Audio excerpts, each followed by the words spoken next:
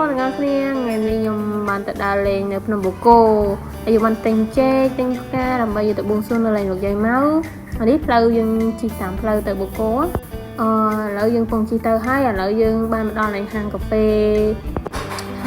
នេះកាហ្វេយ៉ាអីខ្ញុំភ្លេចហើយបងប្អូនតែទេសភាពស្អាតនេះមកដល់ឯណាផ្លូវហើយយើងបានឥ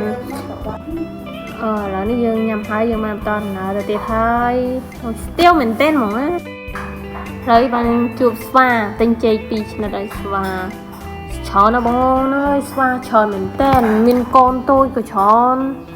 លុយហ្មងឥឡូវនេះយើងបានមកដល់ភ្នំបូកគោហើយទេសភាពស្អាតញាក់តែស្ដាយមកតែឯងអត់មានគូនេះកន្លែងនេះ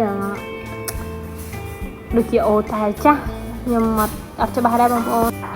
ហើយចេញពីអូតែចាស់យើងមកម្ដងកន្លែងផ្កានេះឃើញស្អាតពេកតាមផ្លូវឈប់ថតបានមកវីដេអូឥឡូវនេះយើងមកដល់ទឹកធ្លាក់នេះគេហៅអីខ្ញុំដឹងទឹកធ្លាក់ដែរមកដល់ទឹកធ្លាក់នេះស្អាតមែនតើតោះថាខ្ញុំមកលើកមុនទឹកច្រើនដោយសារនេះគឺទឹកតិចអត់មានទឹកច្រើនដូចទឹកមុនទេខ្ញុំអាចចុះមកដល់ក្រោមបានលើកមុនទឹកពេញអញ្ចឹងខ្ញុំមិនអាចចូលដល់ក្រោមទេដោយសារនេះទឹកសាតិចស្អាតហើយនេះយើងអួតសម្រាប់ទឹកធ្លាក់តិចណា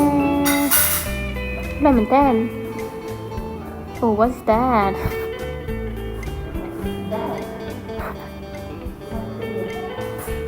ឥឡូវនេះយើងបានចេញពីទឹកធ្លាក់ហើយយើងក៏ឡើងមកលើ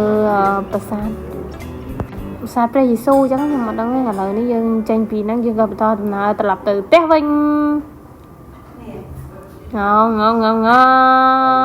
ង